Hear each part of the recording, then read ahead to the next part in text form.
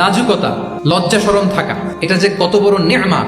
যেই জাতি একবার এটা হারিয়ে ফেলে আর কোনো কিছু দিয়ে জোড়াতালি দিয়ে এটা তারা রিভাইভ করতে পারে না। One of the core values of Islamic lifestyle. এই শালীনতা আমরা হারাতে বসেছি। মডেস্টি বললে অনেকে শুধু কাপড় চোপড় নিয়ে চিন্তা করে যে ছোট কাপড় বড় কাপড়। Modesty is not about only clothing but also your behaviour, your dealing, your overall character. শুধু আপনি মডেস্টি শালীনতা বললে কাপড় চোপড় নিয়ে চিন্তা করবেন না। এটা আপনার মডেস্টি ইন ইউর স্পিচ, আপনার কথার মধ্যেও শব্দ চয়নে মডেস্টি থাকতে হবে, আপনার বিহেভিয়ারে মডেস্টি থাকতে হবে, আপনার ডিলিংসে মডেস্টি থাকতে হবে। এই শালীনতা আমরা হারাচ্ছি। তার বিপরীতে আমাদের সমাজে অশ্লীলতার প্রসার হচ্ছে, লাজুকতা হারিয়ে যাচ্ছে।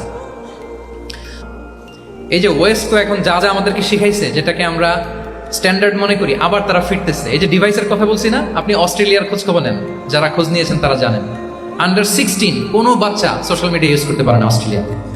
1 মাস অ্যাপ্লাই করে কান্ট্রি ওয়াইড অ্যাপ্লাই করে দেখা ফেলছে।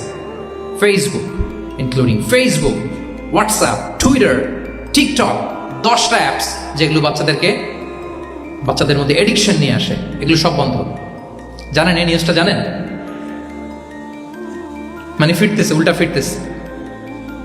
এই যে শালীনতার কথা আমরা বলি, এটা হারাচ্ছে। রাসূল সাল্লাল্লাহু আলাইহি ওয়াসাল্লাম বলেন, যার শালীনতা নাই, ইযা লাম তাসতাহি ফাসনা মা শি'তা, যখন তোমার লজ্জা শরম থাকবে না, যা মনে চায় তাই করো। শিশু মুহাম্মদ চলে গেল সেই বনু সা'দে, ছোট্ট মুহাম্মদ কাঁদে না কখনো। ক্ষুধা লাগলেও কাঁদে না, ব্যথা পেলেও কাঁদে না। কিন্তু ছোট্ট মুহাম্মদের প্রাইভেটসের জায়গা থেকে কাপড়টা যখন সরে যেত, শিশু মুহাম্মদ কেঁদে দিত। সুবহানাল্লাহ, শালীনতা। ইযা লাম তাসতাহি ফাসনা মা শি'তা। রাসূল সাল্লাল্লাহু আলাইহি ওয়াসাল্লাম বলেছেন, যদি তোমার লজ্জা শরম না থাকে, লজ্জা শরমের মাথা যদি তুমি খাও, তুমি সব করতে পারবা, তোমাকে দিয়ে সব সম্ভব। তাহলে এই শালীনতা, এটা অনেক বড় নেয়ামা। সম্মানিত বন্ধুরা, আজকে দিনকে দিন আমাদের সমাজ থেকে শালীনতা হারিয়ে যাচ্ছে, লাজুকতা হারিয়ে যাচ্ছে। নারী পুরুষ উভয় দিক থেকে, বিশেষ করে আমাদের বোনদেরকে টার্গেট করা হয়েছে। নারীদেরকে, আমাদের বোনদেরকে, তাদেরকে প্ররোচিত করা হচ্ছে, তাদের সামনে আইডিয়া হাজির করা হচ্ছে যে নারী যত বেশি নগ্ন হতে পারে সে তত বড় সাহসী নারী। বলেন, আমাদের সমাজে পত্রপত্রিকা আপনারা দেখেন না এটা? যে নারী নিজেকে যত এক্সপোজ করবে সে তত বড় কি সাহসী নারী, এই তকমা তাকে দেয়া হচ্ছে। এটা টোটাল কমপ্লিট শয়তানের একটা মিশন। শয়তানের প্রথম মিশন হচ্ছে বনি আদমকে বিবস্ত্র করা। কি করা? আল্লাহ তাআলা আদম আলাইহিস সালাম, হাওয়া আলাইহিস সালামকে বলেছিলেন যে নিষিদ্ধ কাজ যেও না, খেও না। শয়তানের প্ররোচনায় খেয়ে ফেলেছিলেন, সাথে সাথে জান্নাতের পোশাক খুলে পড়েছে। তার মানে শয়তানের প্রথম মিশন হচ্ছে মানুষকে কি করা? নগ্ন করা। মানুষকে কি করা?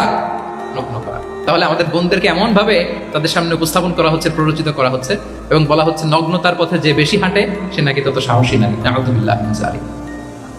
তাহলে এই যে মানব জাতিকে বস্ত্রহীন করা, এটা শয়তানের একটা মিশন।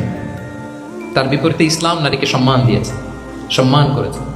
যে ঘরে প্রথমে কন্যা জন্মায়, খায়রুকুম মান বুখিরা বিল উনসা, সে ঘরটাকে আল্লাহ তাআলা বরকতময় করে দেয়।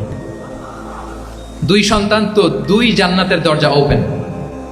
2 কন্যা সন্তান, 3 কন্যা সন্তান তো 3টা জান্নাতের দরজা ওপেন। সুবহানাল্লাহ।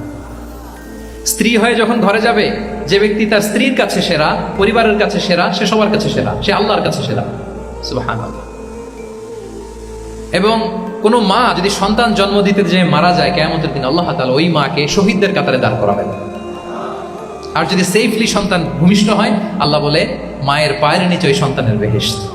সুবহানাল্লাহ। কিভাবে নারীর স্ট্যাটাস, মর্যাদাকে ইসলাম বাড়িয়েছে।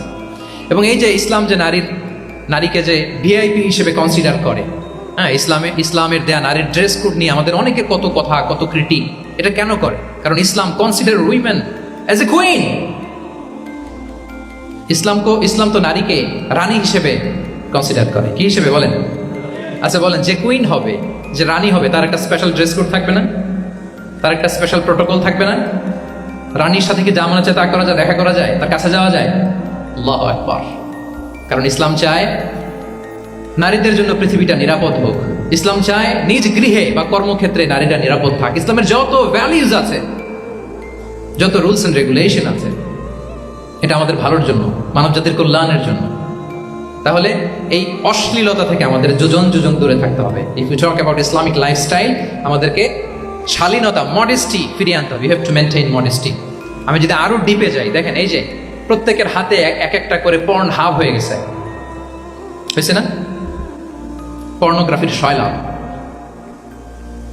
বিকৃত যৌনাচারের শয়লাভ এখন নতুন নামে, নতুন মোড়কে, LGBTQ নামে আমাদের সমাজে নানা মোড়কে আমাদের সামনে উপস্থাপন করা হচ্ছে। শুনেছেন না এগুলো? আপনারা নাম শুনেছেন?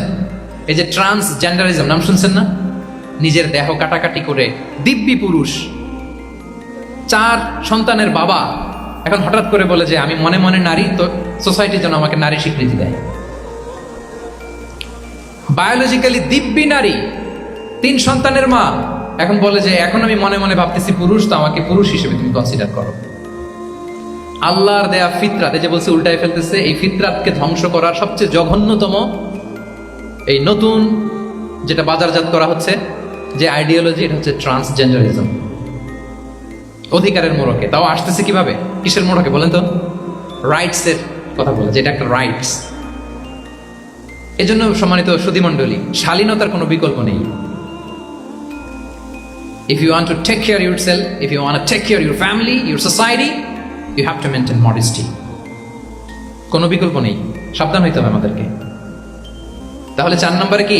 শালীনতা, মডেস্টি। শালীনতা হচ্ছে ইসলামিক লাইফস্টাইলের ভূষণ। এখন পরিকল্পিতভাবে এই শালীনতার কবর রচনা করা হচ্ছে আমাদের সমাজে। আপনারা কি রাগ করতেছেন? কথা ক্লিয়ারলি বুঝতে পারতেছেন? আমি যদি রয়ে শয়ে কথা বলি তো বুঝতে পারবেন আপনারা? ক্লিয়ারলি মেসেজগুলো আমি আপনাদের সামনে পৌঁছে দিচ্ছি। তাহলে কয়টা গেল? 4টা। হালাল, প্রোডাক্টিভিটি, প্রিজার্ভিং ফিতরা, এন্ড ফাইনালি মডেস্টি।